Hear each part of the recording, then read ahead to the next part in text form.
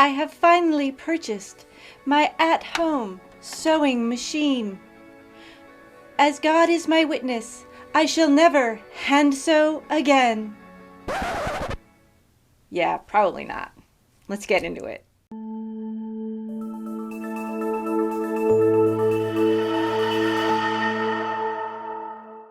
Hi, internet friends. Welcome to Building Steam, the channel where we talk about making cosplay, sewing, and foam smithing. My name is Lady Delatour. Welcome to my studio. Also, welcome you is Aurora, one of my dogs. The other one will probably wander through at some point. Dogs make everything better. Today I want to talk a little bit about hand sewing. If you're just starting out making cosplay, maybe you were really super excited to get your first sewing machine and you think you're all set. It's got, like 26 different kinds of stitches. How could you possibly ever need to hand sew again? You're like, I have the power! But unfortunately, that's just not how it works. Even when we are using a machine to create most of our clothing, there are still times when we need to use hand sewing. So I thought I'd talk today about teaching you guys some of the most common stitches that I use when making my cosplays. So the stitches that patterns are going to ask you to use. You might not know what they are. There are, of course, lots of different videos on YouTube showing you exactly how to do different kinds of stitches. So why is mine different? It's not, but I'm funny, so you should watch mine. So there are a whole bunch of different kinds of stitches that you can learn as you progress in your sewing journey that will enhance your costume making ability, from couture finishes to embroidery stitches that allow you to decorate and embellish your creations. Right at the start though, there are just a few basic hand sewing stitches that you really need to have a good grasp of in order to complete your costumes easily. The three stitches that I'm going to go over today are the basting stitch, the slip stitch, and the herringbone stitch, which I use when I'm doing a hand sewn finish on a hem. The first stitch that we're going to talk about today is basting. Basting is when you do long stitches that are temporary to hold pieces together before you put in the final seam. Now, yes, I 100% know that you can baste on your machine. All you have to do is set your stitch length to the longest that it can be. That's usually 5. Maybe you loosen up your tension a little bit so that the stitches are easier to get out because they are temporary. And just run it right through your machine. Voila! So simple. 100%. I mostly do that. Why? Because I'm lazy and it's super easy to do it that way. However, it is harder to get out than hand basting stitches, which can cause some damage to the fabric. So some people really do advocate for doing mostly hand basting. I'm just not one of them.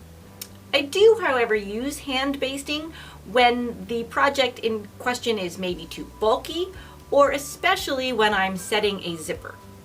Some people complain about sewing in buttonholes. I think that's easy. Sewing in a zipper, on the other hand, that's Satan's work. It's terrible. You sew in one side and then you sew in the other and you go to zip it up and they're all uneven and it just doesn't work, or your seams don't line up. It's the worstest. I hates it. But I can make it easier by hand basting that zipper on before I try to get it through the machine so it doesn't shift around so much. So really important to have that skill to do your hand basting, and you want to be able to do it correctly so that you can do it quickly. So let's change the camera angle and get to some hand sewing. All right, the basting stitch. As you can see, I have here a needle threaded with some bright red thread. I am using embroidery thread because it is thicker, easier to see on camera than normal thread. I will say that with basting stitches, when I am hand basting something, I do usually use a contrasting color to the fabric that I am working with to make it stand out, to make it easier to remove it, because they are intended to be temporary stitches. So that's totally okay for it to be contrasting. In the other stitches, I would use the thread, the color of the fabric. It's very twisty. Stop it! Whatever. All right, so I have two pieces of white fabric here. as I would have if I was just trying to temporarily attach two pieces. If I wanted to try to fit something, if it was a zipper, I would have the zipper sitting on the seam line here so that I could attach it. So I did draw the seam line on so that you can see where you are supposed to be sewing. When you are basting, you want the basting stitch to occur on the inside of the seam line, because then once you sew it, if you sew over your basting stitches, it's going to make it harder to get them out. And it also, like if it goes underneath the stitches that you sew, it just, when you remove it, it can damage the integrity of the seam. So you really kind of want to make sure that you stay on the inside of the seam line. So I did put a knot at the end of my thread, and I'm just going to start here. The basting stitch is also called the running stitch. And the reason being is that it's supposed to move along quite quickly. Obviously, if you're basting something, you don't want to spend a whole lot of time doing something that you're going to be pulling out. The nice thing about basting stitches is that they don't have to look good. They can look like crap. They can be a mess. They can be all over the place, as long as you're not taking them to the inside of that seam line. So to do a running stitch, I'm going to insert the needle.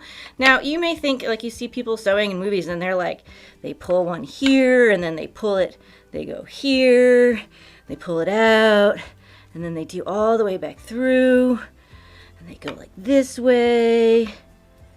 You could certainly baste that way. It makes a not very neat line, and it also is going to be really time consuming. So we actually don't want to do that. I'm going to pull that out.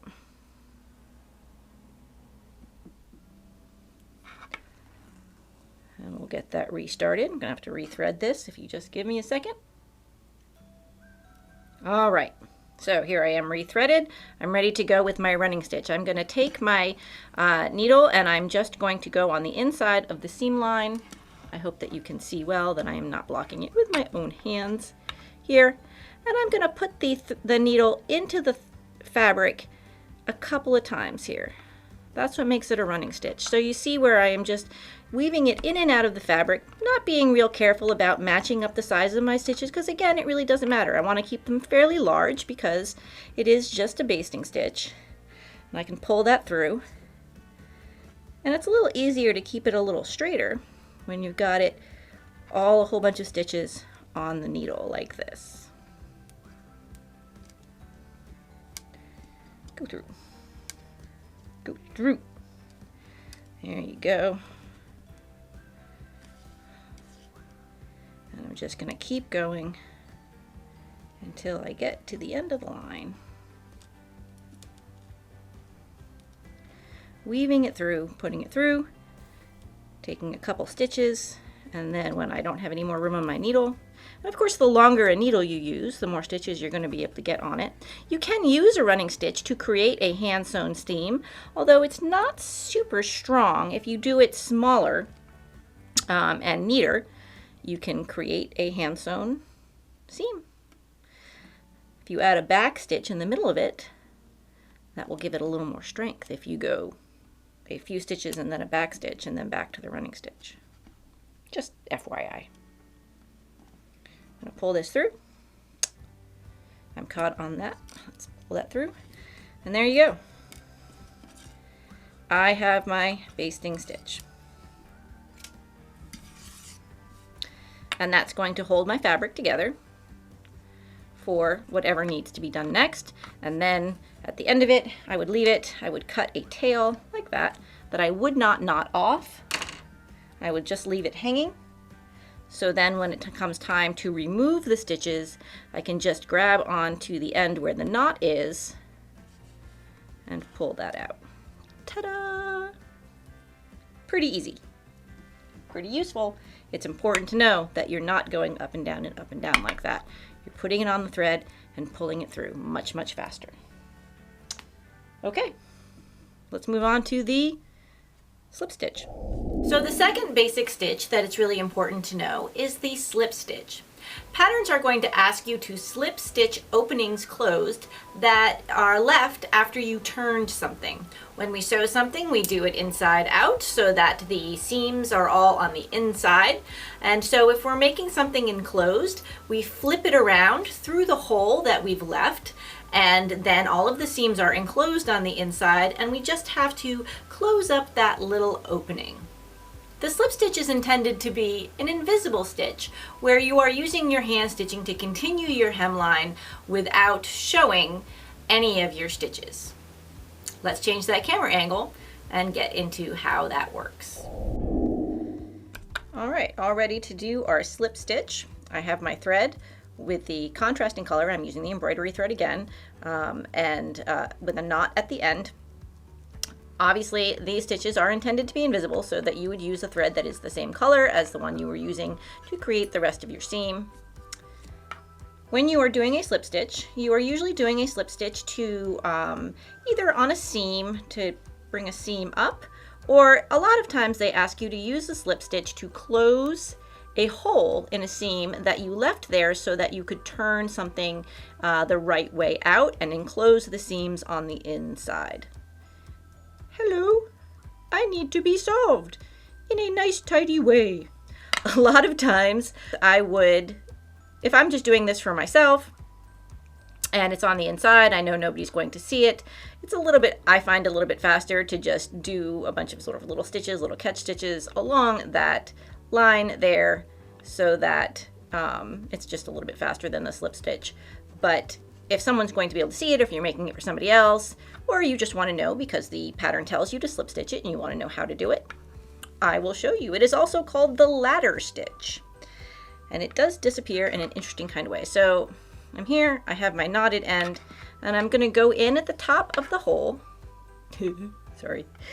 And I'm going to insert it underneath the seam so that that tail is hidden on the inside. Obviously, if you're working with something that's enclosed, you would have to actually work sort of this way here, and then insert this down in here. So I put it right at the crease of the fabric. I don't know if you can see that. Right at the crease here. And all I'm going to do is I'm going to go across to the other side, and I'm going to put a little tiny stitch here. I want to make sure that it doesn't go through on the other side. I want it to be just the seam allowance side of the fabric, because if it goes on that part, you're going to be able to see the stitch. And this is where I find it to be a little time consuming when I'm working with something where I can't sort of open it up. And I'm going to leave it without pulling it tight so you can see why it's called a ladder stitch. I'm going to go right across here and do the same thing in the other crease. Little stitch, making sure it doesn't go on the outside. I go across, and I just keep repeating that, doing a little stitch on each side of the crease, making sure, again, that I am not showing on the work side, on the outside of the project. I'm only showing the threads on the seam allowance side. So I'm just going to go along, putting it through right in the crease the fabric is, and across on the opposite side. Again, making sure, get out of the way, that I do not show on the outside of the fabric. I only show it on the seam allowance side.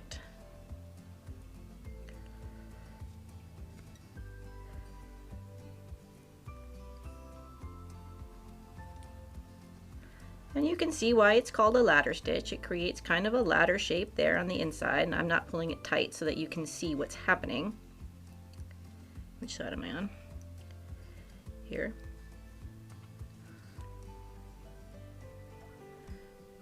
This is a good one to know. You can also use this to fix tears in your clothing.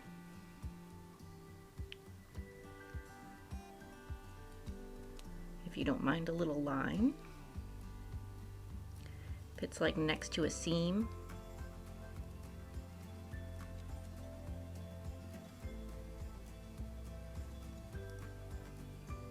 So I'm going to pull it a little tight so you can see how it kind of disappears. You find that it does give a little bit of kind of a wrinkled appearance there sometimes. Again, you're going to get something. You know, it's better than showing your stitches when you don't want to show your stitches. So I've made it all the way to the end of where the hole is finished. And so I just want to take that to the inside. I don't want it to show on the outside, obviously.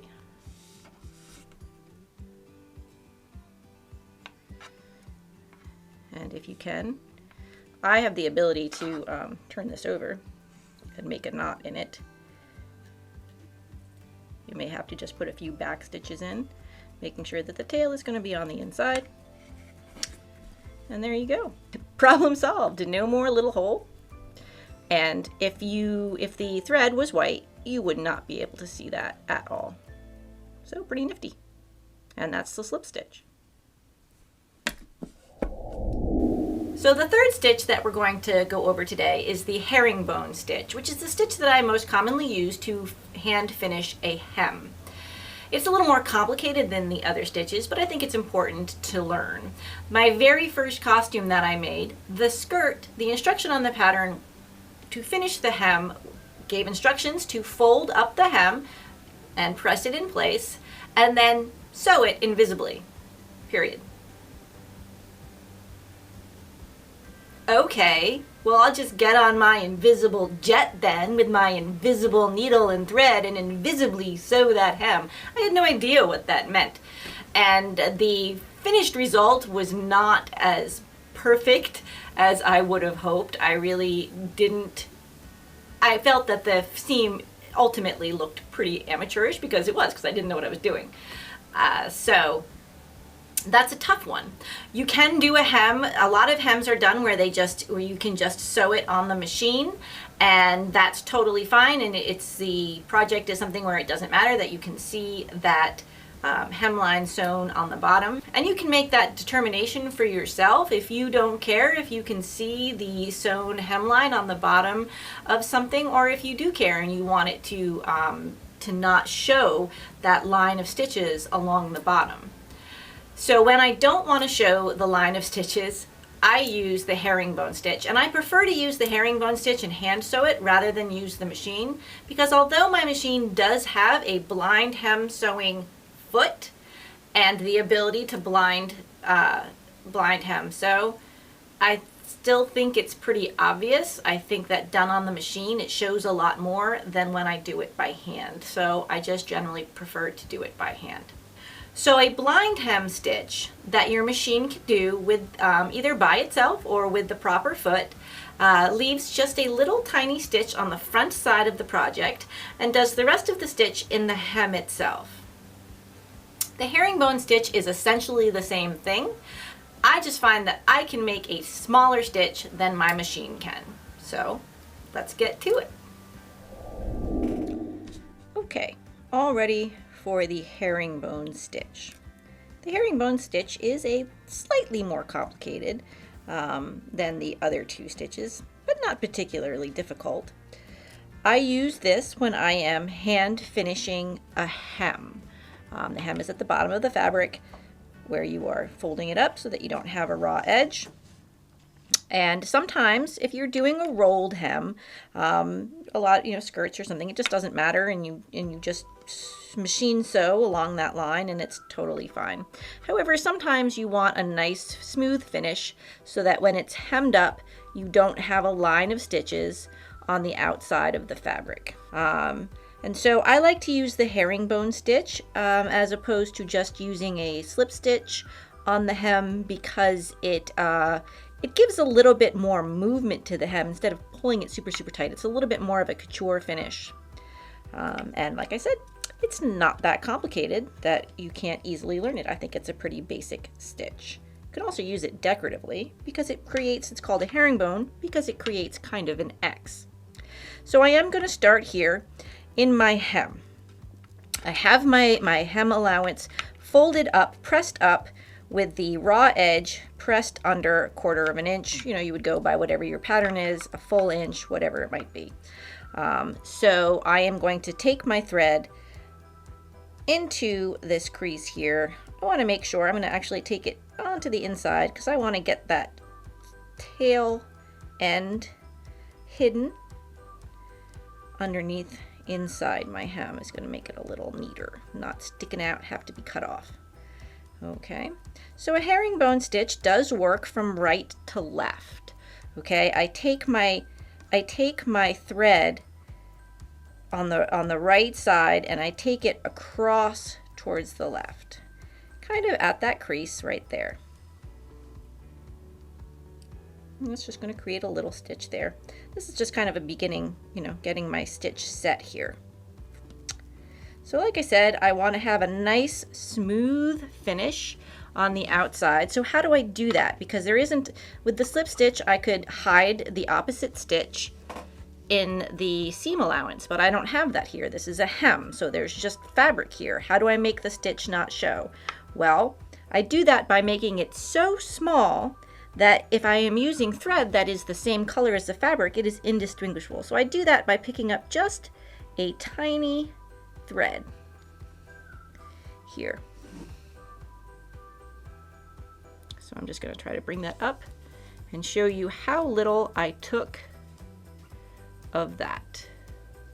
So that's just a little tiny bit. And you may say, well, how would that possibly hold the hem? Well, if you do it all the way across, that is enough for it to hold it up. So I'm here, and that's going to make kind of a line up across.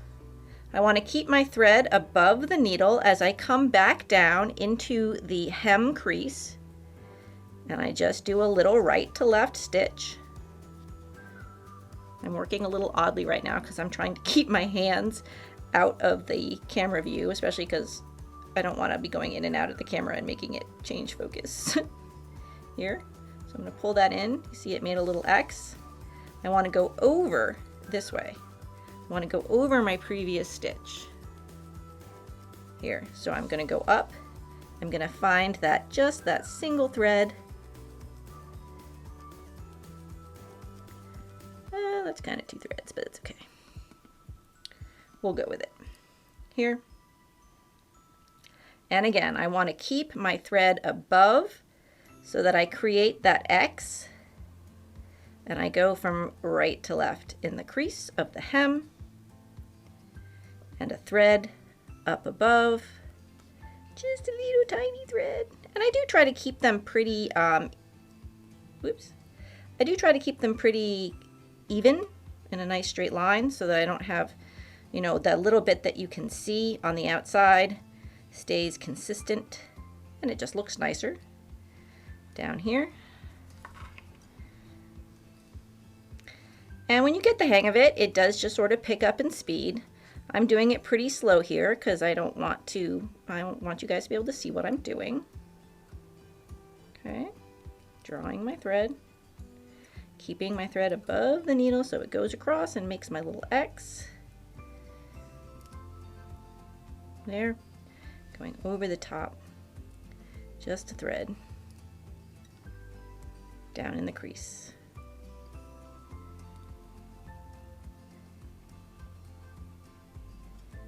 Just that thread.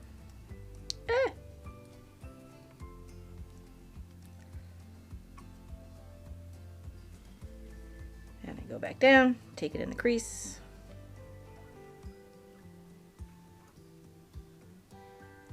Pick up a thread.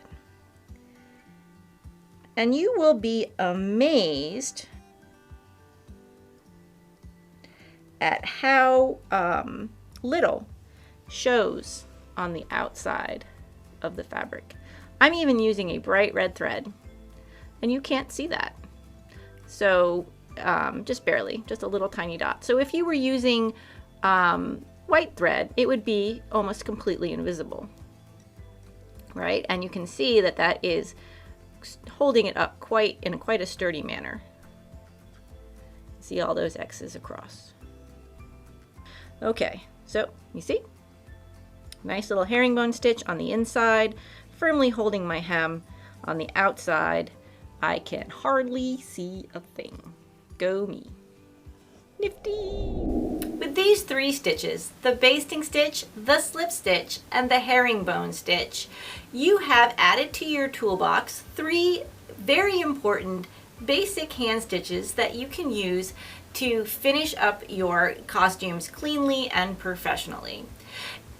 Even if the first time that you do them, they're a little wonky and awkward, that's okay. The more you practice them, the better they will get. But don't be afraid to pick up that needle and thread and start using your hand stitching to create flawless garments.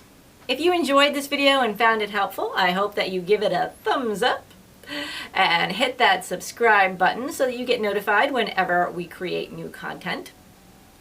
I'm thinking that the next one that I put out about hand stitching will be more complicated stitches that I use to embellish and decorate my costumes. I love to use embroidery to make my costumes stand out and be unique and beautiful. And you really don't need to learn that many different kinds of stitches to be able to create some really amazing works of art. Until then, I'm signing off. Happy making. Stay chill, my stitchy witches. Today I want to talk a little bit about hand sewing. The end. Good night.